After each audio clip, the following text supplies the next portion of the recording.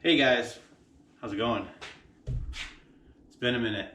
Hope you all enjoyed the Steel Talk on Sunday. It was a good one of my favorites. Actually, I learned a lot that day. Triple B, Big Brown Bear reached out to me and corrected me on a few things, and I just want to correct you guys. So with M4, you don't get that tungsten carbide. You get something that is a moly tungsten carbide. At the high temperatures at which that steel is austenized, the tungsten actually dissolves and you get very little. The only way that it really comes back is like in a steel like Maximate, where all of the tungsten does not come back. Very little of the tungsten comes back, and it bonds with that moly element. It's because tungsten is so heavy that it has too many protons, neutrons, whatever. It's a very big element, very heavy element, so it's not going to latch on to anything. It's full, basically. So I just wanted to clear that up. And with steels like Maximate, it tends to come back and bond with other things when you do your tempering at those 1,000 degree tempers. So it's all online. Just didn't want any confusion. M4 does have a form of a tungsten carbide, but not what we think it is. Not a WC or a W2 carbide. So with that said, we're actually going to do some M4 today. We're going to test this PM2 in M4, do the regrind, and then run the test again, see where we're at. And one that I'm very interested in, this is a ZT 0640 Emerson. This is in CPM 20CV. This is a stainless. This is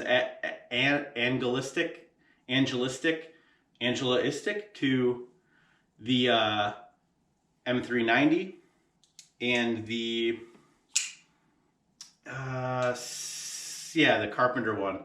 I don't fucking know. I'll put it up on the screen right here. Anyway, we're gonna regrind this one, get a little thinness behind that edge, and run our test. So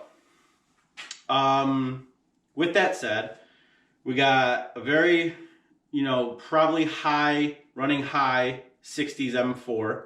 Spyderco tends to do their M4 pretty well.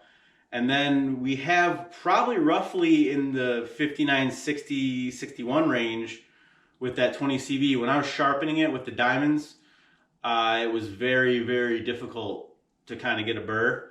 I don't know if it was because the apex was so thick and I was thinning out that apex. Not sure what was going on with that. So we'll see what happens with that. And this might be a quick test. This might not be. But hopefully you guys enjoy stuff. Hopefully we're learning that behind the edge thickness is kind of helping us out with a little bit of performance. What that performance is, whether it be edge retention or, how it cuts through the material, which again is anecdotal to me. I believe that it's anecdotal, and I believe that there's data to back it all up. Whether you believe that or not, that's totally up to you. If you have any thoughts on that, reach out to me. Again, I'm not testing edge retention. I'm testing how behind the edge thickness gives us a performance increase in cuts. Whether that be edge retention or not is a different story. And so hopefully you guys are learning stuff along with me, and we can, all learn together. All right, let's get to the cut test, and see you later.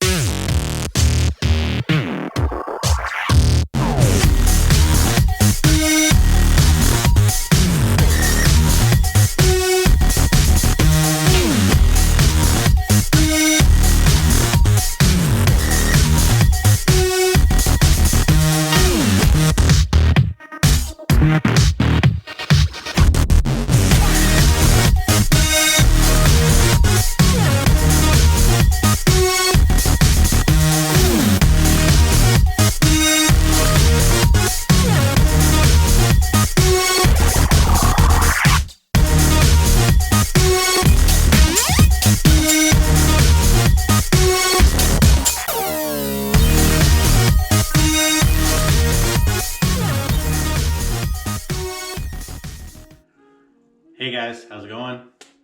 Just finished up the test with the 20CV and the M4. I actually ran this test twice for the 20CV, only because the first, after the regrind, I got 140 for total cuts, which was about a 16% increase or a 15% difference. And I was curious as to why it did barely, had barely any increase. And so I resharpened it again. I actually grabbed paper from my basement, which is heated and finished, so it was not out here in the garage. I don't know if that was a factor, but I grabbed that anyway. And I did the test again, and I got, instead of 140, I got 200 cuts. So between the second test and the third test, it's about a 42.8% increase or a 35% difference. But from this past test that I did to the initial test, it was a 66% increase or a 50% difference. So I mean, I don't know if the paper was a factor. I don't know if I had a burnt edge because it was a factory edge prior to me sharpening it for the first test. So that might have been a factor, but still, we're not beating M4 at all in any of this. And that is not mainly because of carbide count, because technically 20CV has more carbides than M4. Surprisingly enough, 22%-ish carbides in 20CV and then 8.5% carbides in M4. But what you get with M4 is you get a harder carbide. So you get your MC carbides, which are, your metals mixed in there. So it's like vanadium, niobium, and nitrogen. Well, nitrogen is an NC carbide, or a VN carbide, rather. Anyway, you get a lot harder carbide anyway with M4. You get about, I believe it's like 5.5% of the VC carbide versus the 2% VC carbide that 20CV has. However, 20CV does have the chromium or the vanadium enriched, chromium enriched vanadium. Yeah. Chromium enriched vanadium carbide. Sorry. That is like 17% in 20CV. So it's still a fairly hard carbide compared to the other tungsten moly carbide that's present in M4. Anyway, so that's why this will always beat that. Harder carbides doesn't matter. I mean, it matters of volume, but it also matters how hard, hardness comes into a factor, how hard the carbide is. So with our M4, initial, we got 240 cuts, and after the regrind, 10 thou behind the edge, we got 320 cuts, which oddly enough is exactly the same as what I got for the Benchmade Super Freak, sorry.